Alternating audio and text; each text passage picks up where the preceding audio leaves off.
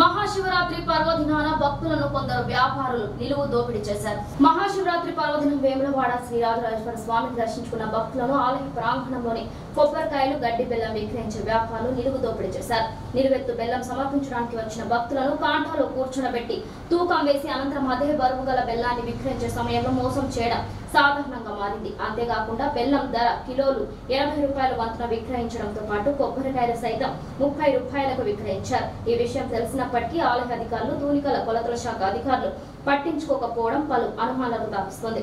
భక్తులు తలనీరాలు సమర్పించి కళ్యాణ కట్టలో సైతం భక్తులు ఇబ్బందులు పడ్డారు. తలనీరాలు సమర్పించడానికి ఒక టికెట్ కు 50 వసూలు చేస్తుండగా తలనీరాలు తీసిన శూరకులు భక్తుల నుండి మరో 50 నుండి 100 వరకు వసూలు చేశారు. ఈ విషయం తెలిసినప్పటికీ కళ్యాణ కట్టలో విధులు నిర్వహించే సిబ్బంది దీనిలో వాటా వసూలు చేసుకుంటున్నట్లు ఆరోపణలు కోకొల్లుగా వస్తున్నాయి.